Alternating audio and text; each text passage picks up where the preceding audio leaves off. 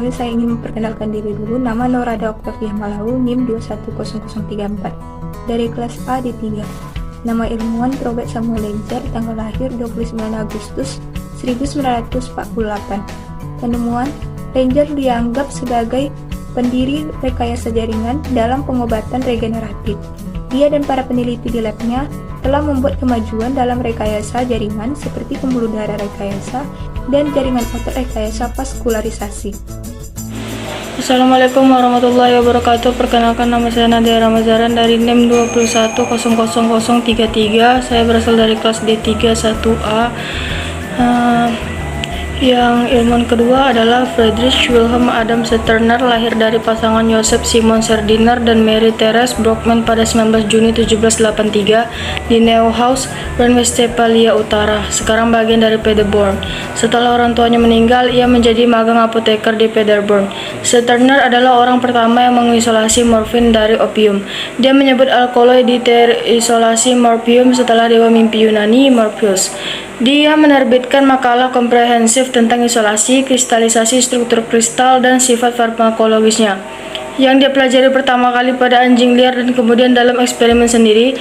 Morfin bukan hanya alkaloid pertama yang diekstraksi dari opium, tetapi juga alkaloid pertama yang diisolasi dari tanaman apapun. Dengan demikian, Stirner menjadi orang pertama yang mengisolasi bahan aktif yang terkait dengan tanaman obat atau ramuan. Cabang ilmu yang berasal darinya kemudian dikenal sebagai kimia alkaloid. Assalamualaikum warahmatullahi wabarakatuh. Salam sejahtera untuk kita semua. Perkenalkan, nama saya Pesta Miranda Sianturi dengan NIM 2100038 dari kelas 1A, Prodi D3 Farmasi, kelompok 6. Di sini saya akan menjelaskan tentang ilmuwan farmasi sejak masa 1600 Masehi sampai sekarang. Ilmuwan yang ketiga ialah Umar Anggara Jenier. Nama panjang beliau ialah Profesor Dr. Umar Anggara Jenier, APT MNC. Ia menjabat pada tanggal 27 September 2002 sampai tanggal 14 Juli 2010. Ia adalah Ketua Lembaga Ilmu Pengetahuan Indonesia. Umar Anggara Jenier mendapatkan gelar dokternya dari Australia National University atau ANU. Sebelumnya ia juga pernah menempuh pendidikan tinggi di Universitas Gadjah Mada atau UGM di Yogyakarta. Karena jasa-jasanya, beliau mendapatkan penghargaan dalam ilmu bidang pengetahuan, yaitu penghargaan Bintang Jasa Utama Republik Indonesia oleh Pemerintahan Indonesia. Itulah penjelasan singkat saya mengenai ilmuwan farmasi pada masa sekarang. Sekian penjelasan singkat saya ucapkan terima kasih. Baiklah, Assalamualaikum warahmatullahi wabarakatuh. Perkenalkan, nama saya Nabila Zulfi Aprilia dengan NIM 2100032 dari kelas 1A D3. Baiklah, di sini saya akan menjelaskan ilmuwan farmasi setelah masa 1600 Masehi sampai sekarang. Dan di sini saya mendapat giliran Pierre Joseph Litter yang lahir pada tanggal 22 Maret 1788 dan beliau ini meninggal pada tanggal 19 Juli 1842 di Paris. Beliau ini adalah ahli kimia Prancis yang membantu menemukan chemistry dari alkaloid.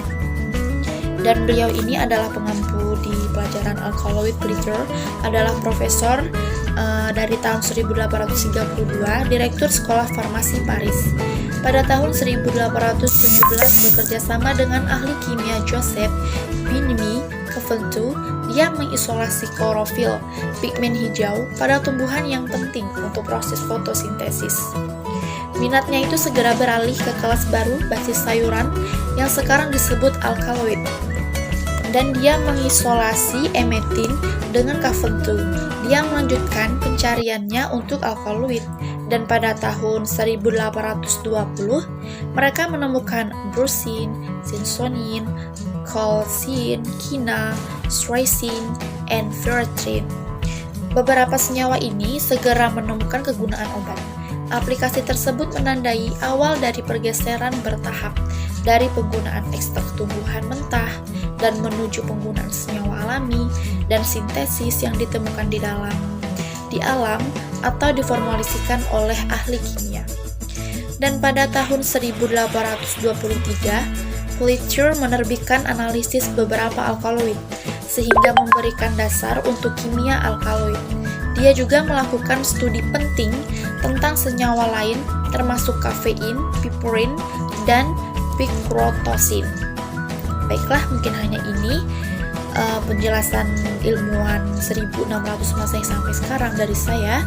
Wabillahi taufiq wal hidayah. Wassalamualaikum warahmatullahi wabarakatuh. Assalamualaikum warahmatullahi wabarakatuh. Perkenalkan, nama saya Nur Adinda. NIM saya 210035. Di sini saya akan menjelaskan satu ilmu informasi, yaitu John Jacob Webber.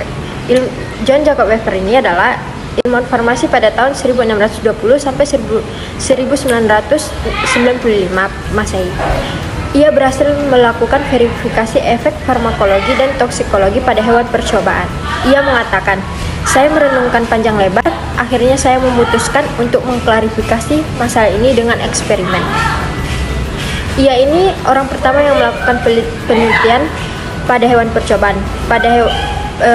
Hewan percobaan merupakan uji praklinik yang sampai sekarang merupakan persyaratan sebelum obat diuji, yaitu coba secara klinik pada manusia. Terima kasih. Assalamualaikum warahmatullahi wabarakatuh. Saya Nurul Hikmah, NIM 2100037 dari kelas 1A Prodi D3. Ilmuwan yang keenam yaitu Joseph Bionheim Caventou pada tanggal 30 Juni 1795 sampai 5 Mei 1877. Dia adalah seorang apoteker Prancis. Dia adalah seorang profesor di sekolah farmasi di Paris. Dia adalah pelopor dalam penggunaan pelarut ringan untuk mengisolasi sejumlah bahan aktif dari tanaman, membuat studi tentang alkaloid dari sayuran. Dia lahir pada tanggal 30 Juni 1795 di Saint-Omer, Prancis, dan meninggal pada tanggal 5 Mei 1877 pada usia 81 tahun di Paris, Prancis. Penelitiannya yaitu pada tahun 1817 ada dua senyawa, yang pertama klorofil dan yang kedua ada ementin, yang sumbernya dari I.P. Carquan-H. Pada tahun 1818 ada senyawa strychnine dari sumber Nux vomica. Pada tahun 1819 ada Brunschni dari sumber Nux vomica. Pada tahun 1820 ada Sisonine dan Kina dari sumber kulit kayu kina. Dan yang terakhir pada tahun 1821 ada senyawa kafein. Nomor 2, perkembangan farmasi di Indonesia dimulai sejak zaman Belanda. Buku pedoman maupun undang-undang yang berlaku berkiblat kepada Belanda. Setelah kemerdekaan, buku pedoman atau undang-undang yang merasa cocok akan dipertahankan. Sekian dari saya. Wassalamualaikum warahmatullahi wabarakatuh. Assalamualaikum warahmatullahi wabarakatuh. Perkenalkan, nama saya Raja Trimafala dengan NIM 2100040 dari kelas 1A Prodi D3 Farmasi kelompok 6. Di sini saya akan menjelaskan ilmuwan farmasi setelah masa 1600 Masehi sampai dengan masa sekarang. Ilmuwan yang ketujuh adalah Felix Hoffmann. Pada tanggal 21 Januari 1868 sampai 8 Februari 1946, ia adalah seorang kimiawan Jerman. Ia belajar kimia di Universitas Ludwig Maximilian München. Pada tahun 1894, ia bergabung dengan perusahaan farmasi Bayer di Elfelbert. Itulah penjelasan singkat saya mengenai ilmuwan farmasi pada masa sekarang. Dan sekarang saya akan menjelaskan perkembangan ilmu farmasi di Indonesia dari awal kemerdekaan dan sampai masa sekarang. Assalamualaikum warahmatullahi wabarakatuh. Perkenalkan, nama saya Putri Sonia Balkis dengan NIM 2100039 dari kelas 1A D3 Farmasi. Dan ilmuwan yang ke-8 adalah Johann Jacob Webber. Beliau lahir pada tanggal 23 Desember 1620 dan wafat pada tanggal 26 Januari 1695. Beliau adalah seorang Swiss ahli patologi dan farmakologi yang merupakan penduduk asli Schaffhausen.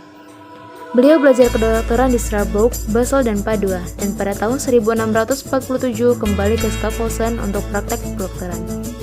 Di sini beliau mempertahankan praktek yang meluas ke Jerman Selatan. Selama karirnya, Beliau juga menjabat sebagai dokter pribadi dan konsultan untuk berbagai anggota keluarga kerajaan. Johann Weber memberikan kontribusi penting di bidang eksperimental, farmakologi, dan toksikologi. Johann Jacob Weber berhasil melakukan verifikasi efek farmakologi dan toksikologi obat pada hewan percobaan. Ia mengatakan, "Empor Oleng finally resolved a clarify by mother experiment." Dia adalah orang pertama yang melakukan penelitian farmakologi dan toksikologi pada hewan percobaan.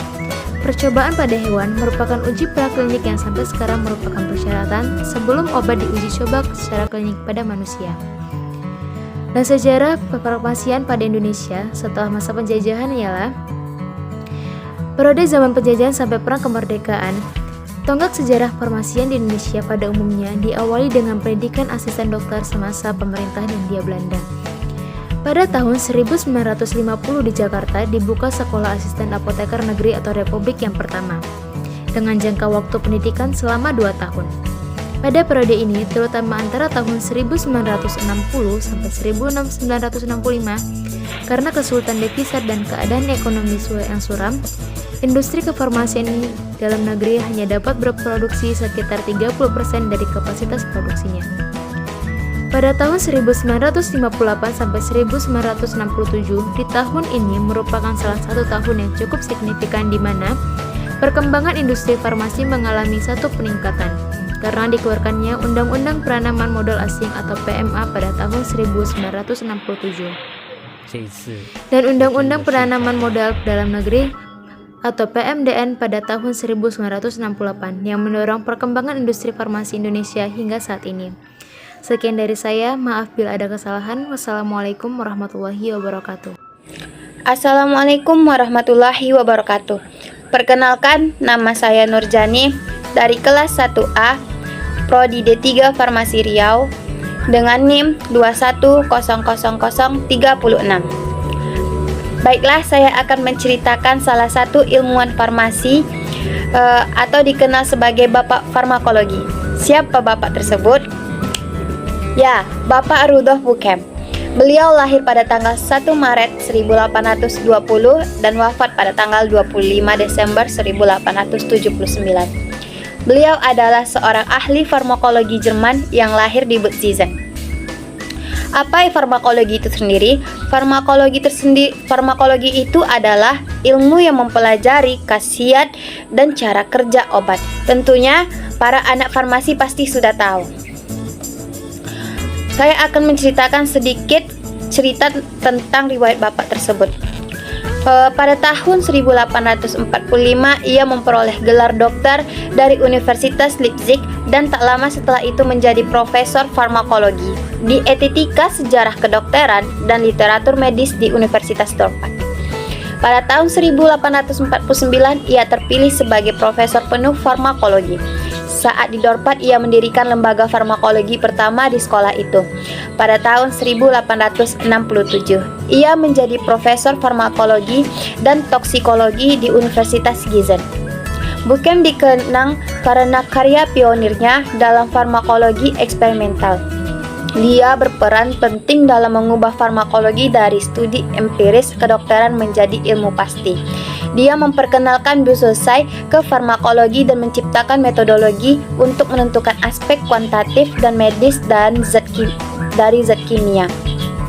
Saat menjadi mahasiswa Leipzig, Buchem menerjemahkan buku pegangan farmakologi Jonathan Pereire pada tahun 1804 sampai 1853 dari bahasa Inggris menjadi ke bahasa Jerman.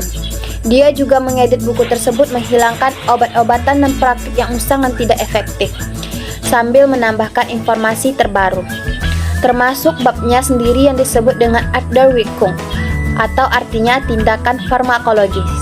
Dia juga penulis buku teks farmakologi yang diterima dengan baik, berjudul Leckbuch der Arzneimittel, edisi ketiga 1878. Rudolf Buchem dianggap sebagai bapak farmakologi. Seorang muridnya yang terkenal adalah ahli kimia dengan nama Oswald Schmiederbeck pada tahun 1838 sampai 1921. yang menjadi pendiri farmakologi modern. Hari ini di Universitas Gießen adalah Institut Farmakologi Rudolf Buchem. Sekian riwayat tentang Bapak Rudolf Buchem. Jika ada kekurangan dan kesalahan mohon dimaafkan. Assalamualaikum warahmatullahi wabarakatuh. Terima kasih. Assalamualaikum warahmatullahi wabarakatuh. Nama saya Mutia Wese Alfiani, NIM 2100031. Saya dari kelompok 4. Saya akan menjelaskan tentang farmasi yang ke-10 ialah Sir Alexander Fleming. Sir Alexander Fleming lahir pada tanggal 6 Agustus tahun 1881 di Darvel East Ayrshire, Skotlandia. Sir Alexander Fleming lahir pada tanggal 6 Agustus tahun 1881. Pada November 1921, Fleming menemukan lysozim, enzim yang terkandung dalam cairan tubuh manusia seperti air liur, ingus, dan air mata, yang memiliki efek antiseptik ringan. Lysozim menjadi salah satu penemuan utamanya Fleming, yang terjadi saat dirinya tengah demam dan setetes lendir hidungnya jatuh ke wadah pembiakan bakteri. Dia pun mencampurkan lendir tersebut pada wadah dan beberapa minggu kemudian dia melihat tanda-tanda bakteri yang telah larut. Temuan tersebut memberi kontribusi yang cukup signifikan terhadap pemahaman sistem kekebalan tubuh manusia dalam melawan infeksi. Meski demikian, Fleming mengetahui bahwa lysozim tidak berpengaruh pada bakteri patogenik. Hingga pada September 1928, setelah beberapa bulan meninggalkan laboratorium dan kembali, Fleming menemukan bahwa wadah pembiakan bakteri Staphylococcus aureus yang sedang dikerjakannya telah terkontaminasi jamur. Jamur yang kemudian diidentifikasi sebagai Penicillium notatum itu tampak telah menghambat pertumbuhan bakteri. Fleming pun mencoba mengekstrasi zat yang diproduksi jamur tersebut. Dari kejadian itu, Fleming merasa bahwa dirinya telah menemukan enzim yang lebih kuat dari lysozim untuk melawan bakteri, yang kemudian disimpulkan bahwa substansi dari jamur tersebut merupakan sebuah antibiotik yang dia beri nama penisilin. Akan tetapi, saat berupaya memurnikan penisilin hingga dapat digunakan dalam pengobatan, dengan bantuan peneliti muda, Fleming belum mencapai keberhasilan. Hingga akhirnya sebuah tim ilmuwan dari Universitas Oxford yang dipimpin oleh Howard Walter Florey, ahli patologi asal Australia, dan rekannya Ernst Borenstein, pakar biokimia Inggris, berhasil mengisolasi dan menemukan penisilin dengan berpijak pada penemuan Fleming. Antibiotik tersebut pun telah digunakan saat Perang Dunia Kedua dan telah membuat perubahan besar dalam obat-obatan masa perang, serta dalam skala lebih luas di bidang penanganan infeksi. Akhirnya, pada 1945, berkat temuan dan hasil penelitian yang menghasilkan penisilin sebagai antibiotik pertama, Alexander Fleming bersama Howard Florey dan Ernst Chain dianugerahi penghargaan Nobel di bidang fisiologi atau kedokteran. Sir Alexander Fleming meninggal pada tanggal 11 Maret 1955 di London, Inggris.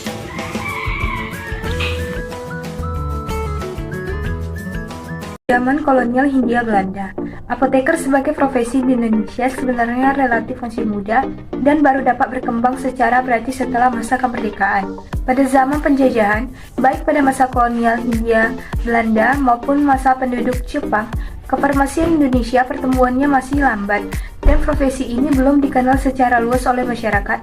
Sampai proklamasi kemerdekaan Indonesia, para tenaga farmasi yang ada di Indonesia pada umumnya masih terdiri dari asisten dari apoteker dengan jumlah yang sangat sedikit dan umumnya berasal dari Denmark, Australia, Jerman, dan Belanda. Tonggak sejarah kefarmasian di Indonesia pada dasarnya diawali dengan pendidikan asisten apoteker pada masa pemerintahan Hindia Belanda. Pendidikan asisten apoteker dilakukan dengan sistem magang di tempat kerjanya, yaitu di apotek oleh apoteker yang mengelola dan memimpin sebuah apotek.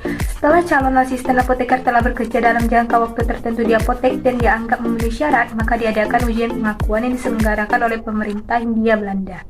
Menurut catatan yang ada, asisten apoteker warga Belanda lulusan Hindia Belanda yang pertama adalah pada tahun 1906 yang diuji di Surabaya, Inlander atau pribumi Hindia Belanda, yang tercatat sebagai lulusan pertama pada tahun 1908 yang diuji di Surabaya, dan lulusan kedua terjadi pada tahun 1919 yang diuji di Semarang. Dari buku Verzameling Voorschriften tahun 1936 yang dikeluarkan oleh DVG dapat diketahui bahwa Sekolah Asisten Apoteker didirikan dengan surat keputusan pemerintah tanggal 7 Oktober 1918 nomor 38 yang kemudian diubah dengan surat keputusan tanggal 28 Januari 1923 nomor 15 dan 28 Juni 1934 nomor 45 dengan nama Leergang voor de opleiding van apotheker bedeenden onder de naam van apothekersassistentschools. 3. Peraturan ujian asisten apoteker dan persyaratan izin kerja diatur dalam Surat Keputusan Kepala Divisi tanggal 16 Maret 1933 nomor 8512/F yang kemudian diubah lagi dengan Surat Keputusan tanggal 8 September 1936 nomor 27817/F dan tanggal 6 April 1939 nomor 1116/F. Dalam peraturan tersebut antara lain dinyatakan bahwa persyaratan untuk menempuh ujian asisten apoteker ia harus berijazah mulo. Bagian B. Keterangan surat bahwa calon telah melakukan persyaratan kefarmasian secara terus-menerus selama 20 bulan di bawah pengawasan seorang apoteker di Belanda dan di Hindia Belanda yang memimpin sebuah apotek atau telah mengikuti pendidikan asisten apoteker di Batavia. Dengan adanya peraturan itu pula, maka ujian hanya diselenggarakan di Batavia, tidak lagi di Surabaya dan Semarang. Setelah didirikan sekolah asisten apoteker tersebut, lulusan asisten apoteker sedikit meningkat, rata-rata 15 orang setahun. Bahkan pada tahun 1941, tercatat lulusan asisten apoteker sebanyak 23 orang. Sebelum dibentuk sekolah tersebut, setahun rata-rata hanya 5 orang, yang kesemuanya berasal dari pendidikan praktik di apotek. Masa pendudukan Jepang dirintis pendidikan tinggi farmasi pada tanggal 1 April 1943 dengan nama Yakugaku. Sebagai bagian dari Jakarta Ika Daigaku, pada tahun 1944 Yakugaku diubah menjadi Yaku Daigaku. Selanjutnya, pada tahun 1944, pemerintah pendudukan Jepang membuka pendidikan asisten apoteker dengan masa pendidikan selama 8 bulan dan siswa berasal dari lulusan SMP.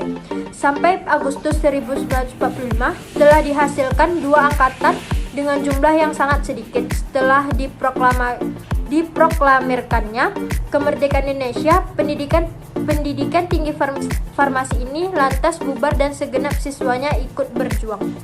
6. Masa kemerdekaan.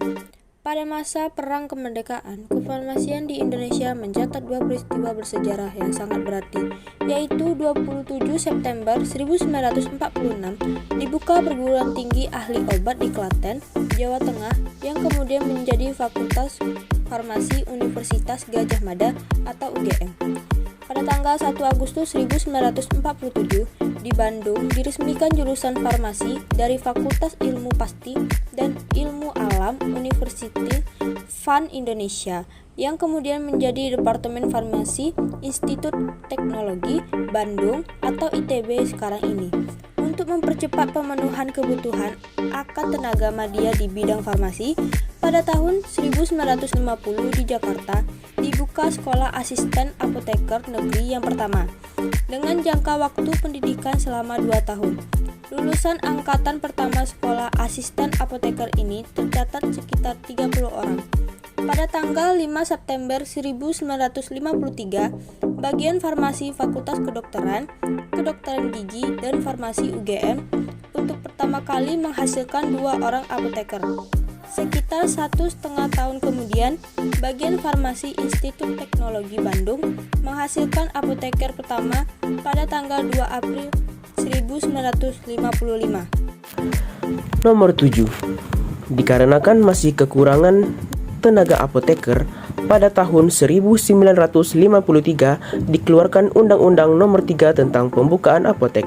Sebelum dikeluarkannya undang-undang tersebut, untuk membuka apotek boleh dilakukan di mana saja dan tidak dapat diperlukan izin dari pemerintah.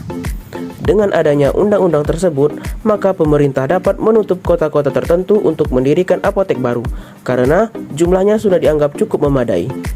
Izin pembukaan apotek hanya diberikan untuk daerah-daerah yang belum ada atau belum memadai jumlah apoteknya. Terima kasih. Undang-Undang Nomor 3 tersebut diikuti keluarnya Undang-Undang Nomor 4 Tahun 1953 tentang apotek darurat yang membenarkan seorang asisten apoteker untuk memimpin sebuah apotek. Undang-Undang Apotek Darurat ini sebenarnya harus berakhir pada tahun 1958 karena adanya klausul antarmaktum dalam undang-undang tersebut yang menyebutkan bahwa undang-undang tersebut tidak berlaku lagi 5 tahun setelah apotek pertama dihasilkan oleh perguruan tinggi farmasi di Indonesia. Tetapi karena lulusan apoteker ternyata sangat sedikit, Undang-Undang Apotek Darurat tersebut diperpanjang sampai tahun 1963. Dan perpanjangan tersebut berdasarkan Surat Keputusan Menteri Kesehatan tanggal 29 Oktober 1963 nomor 770 PH 63B. Sampai tahun 1963, apotek-apotek di Indonesia masih ada yang bercampur dengan praktik dokter, atau disebut apotek dokter. Dan ada namanya apotek darurat atau apotek yang dipimpin oleh seorang asisten apoteker. Berdasarkan peraturan pemerintah nomor 26 tahun 1965 tentang apotek, maka berakhir pula izin-izin apotek dokter dan apotek darurat. Sebelumnya SK Menteri Kesehatan nomor 33148 KAB 176 tanggal 8 Juni tahun 1962 antara lain menetapkan pelarangan izin baru untuk pembukaan apotek dokter, dan semua izin apotek dokter dinyatakan tidak berlaku lagi sejak tanggal 1 Januari tahun 1963. Sedangkan berakhirnya apotek darurat ditetapkan dengan Surat Keputusan Menteri Kesehatan nomor 770 PH 63B tanggal 29 Oktober 1963 yang isinya antara lain pelarangan penerbitan izin baru untuk pembukaan apotek darurat, dan semua izin apotek darurat ibu kota daerah tingkat pertama dinyatakan tidak berlaku lagi sejak tanggal 1 Februari tahun 1964, dan semua izin apotek darurat di ibu kota daerah tingkat 2 dan kata-kata lainnya dinyatakan tidak berlaku lagi sejak tanggal 1 Mei tahun 1964. Dengan demikian, apotek kembali berfungsi sebagai tempat menjual dan membuat atau meramu obat. Selain sebagai tempat mengontrol peredaran obat, secara prinsip sebuah apotek berasosiasi lekat dengan apotekernya, seperti halnya profesi-profesi pengacara atau advokat, notaris, dokter. Jadi yang ditonjolkan adalah nama si apoteker, bukan nama dagang atau merek apoteknya. Misalnya, sebuah apotek yang dipimpin oleh seorang apoteker bernama Mulyadi, maka apotek tersebut boleh dinamai Apotek Mulyadi. Namun pada kenyataannya saat ini, apotek lebih menonjol nama dagang atau merek apoteknya. Bahkan seringkali nama apotekernya hanya ditulis di papan nama di dalam gedung, bukan di papan nama di muka gedung. Bisa jadi memang si apotek tidak memiliki apoteker tetap. Kadang hanya ada 1-2 orang asisten apoteker saja, sementara apotekernya sendiri berpraktik di banyak tempat.